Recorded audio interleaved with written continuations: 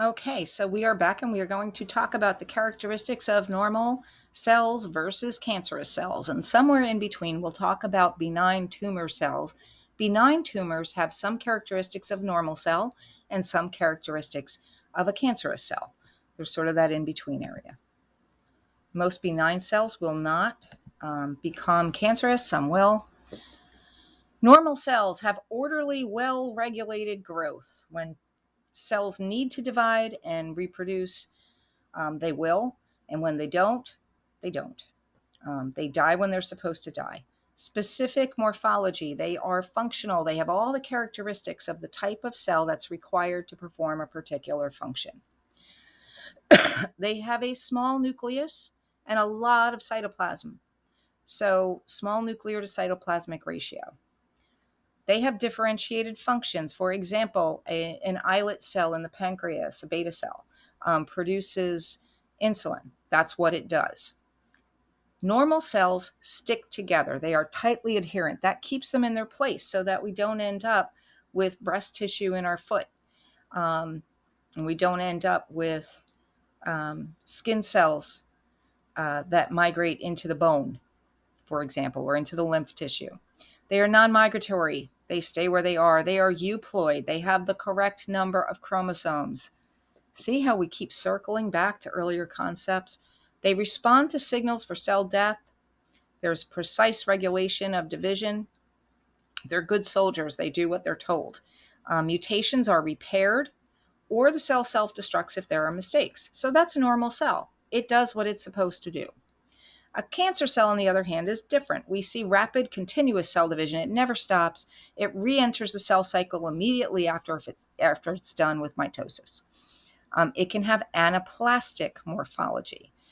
For example, they're all kind of not differentiated. They don't look, a neuron cell is sort of long. It has branches. A cancer cell derived from that tissue will look less and less like the parent tissue and more sort of blobby.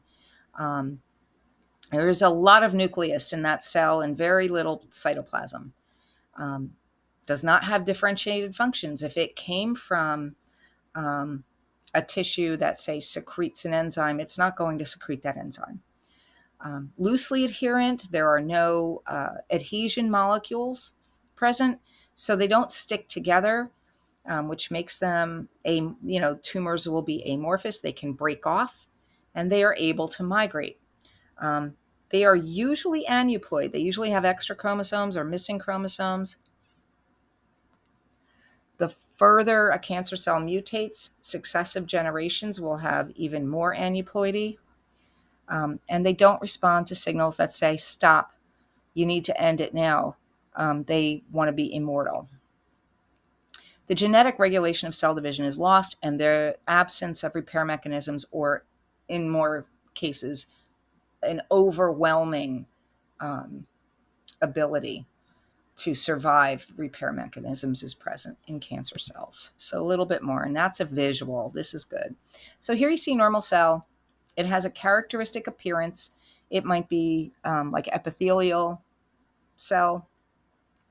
And we have a relatively small nucleus, a lot of cytoplasm. There is one nucleus. Sometimes in cancer cells, we get two nuclei or multiple nuclei.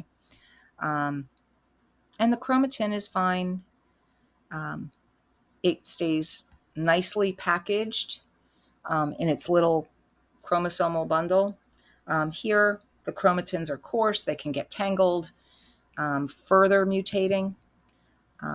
So that's some differences visually. And then we have some more differences between cells. This time we're going to talk about benign tumors. So benign tumors sort of share some characteristics of a normal cell, some characteristics of a cancer cell.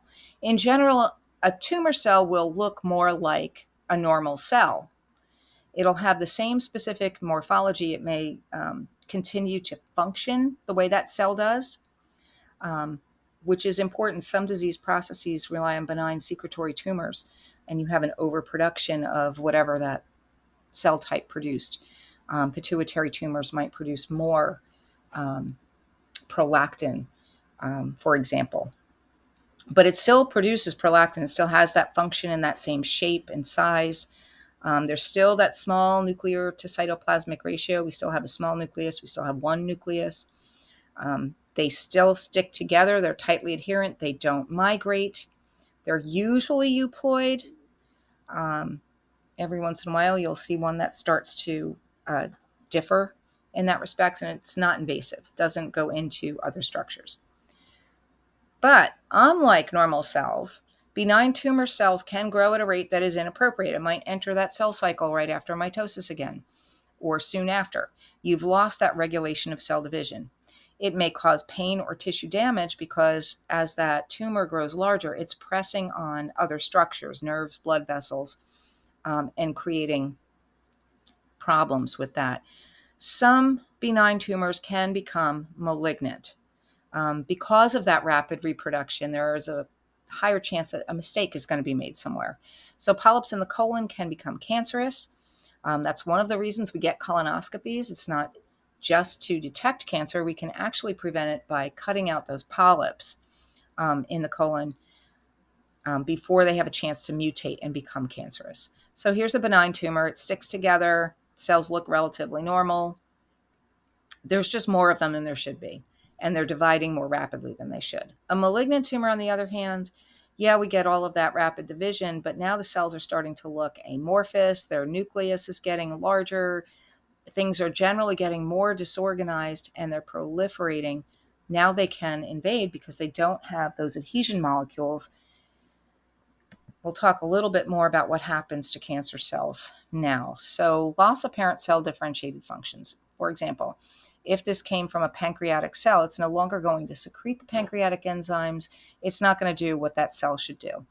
The cells sort of shift their focus from functioning within a body as a team member to becoming sort of a narcissist. So they stop sticking together, okay, and they gain these enzymes. Lytic means it breaks things down on the cell surfaces, okay, and that can help them break off. So we have tumor breakage. Carcinoma in situ is when the cells are still sticking together. Metastasis involves the breakage of tumors and the release of cells into the bloodstream or the lymphatic system. The tumors will migrate, cells will migrate, and they can invade. So as this cancer cell is evolving, it's also developing sort of defense mechanisms to keep the body from killing it. It knows that the body doesn't want it there, doesn't want to act as a team player in the body. It wants to live only for itself, sort of like that narcissist.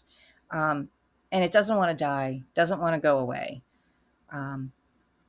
So it develops certain advantages to allow these cells to continue to sustain themselves even when host nutrition is poor. So these are cells that take and don't give. They secrete factors that encourage the growth of blood vessels to give themselves preferential supply. They have other characteristics. They become more permeable, directly permeable to glucose. So they don't require insulin to steal all the sugar from the body. You could sort of make a lot of analogies here in human behavior, but we're just going to kind of look at this visual here instead. So we have the prostate tumor cells, and you can see their nucleus is getting larger. They don't look like the parent cells. They don't stick together as well, so they can break off. And then they go into the bloodstream, and they find a place in the bone tissue that they want. They have certain lytic enzymes that can break down the cell walls of healthy tissue. And then they invade and they set up a blood supply and they take nutrients from the body. So even if the host is underweight, which typically they are, this cell will take from the body what it wants and deprive other organs of or other tissues and cell types of that nutrition. So let's make it stick. Do you remember the first day of class when we went to the movies and we saw a clip of the Incredible Hulk? So cancer cells are sort of like the Hulk in that the Hulk looks a little like Bruce Banner, but he's a lot less sophisticated. He doesn't have that same intelligence and personality. He doesn't really contribute to society as much as the movies make it sound. He can't assume Bruce's normal functions. He couldn't sit down at a computer and design something. He couldn't develop an experiment. He's just sort of good at smashing. He rapidly increases in size, just like cancer cells and tumors do. And he takes over. He's sort of invasive, operates by brute force, taking what he needs, can cover long distances quickly,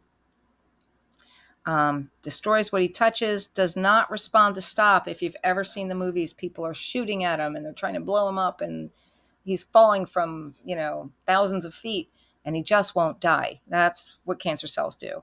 And there's this combination of environmental and genetic factors. Something made him angry, and that's what turned him into the Hulk. And that's what we see with carcinogenesis. All right, so here's just some more visuals. I'm going to throw them at you before we take another break. So here's an aneuploid cancer cell karyotype. This cell, which came from a 46XY male, the individual's genotype is normal and euploid, but the cancer cell is aneuploid. It has extra chromosomes here on chromosome 8, on chromosome 10. There's additional material on chromosome 9. Chromosome 15 seems to have a break in short arms. So we have all these extra chromosomes and broken chromosomes, and that is what cancer cells will look like. Here's another visual. So here we have normal skin tissue, normal skin basal cells, okay? It only takes really one cell to be mutated. So these are melanin cells here along the basement membrane, these dark cells. When they multiply, let's say that there's an exposure to a tanning bed, and they multiply inappropriately. They feel like they're being damaged, so they want to reproduce and make more cells, but they multiply so rapidly that they form a tumor of abnormal cells. As this tumor grows and accelerates, it keeps entering that cell cycle, keeps dividing, and there's no adhesion molecules. The tumor cells start to break off. Then they reach the blood and the lymphatic system, and that's where they can become invasive and get to lymph tissue, bone tissue, other organs. All right, we're going to take a break.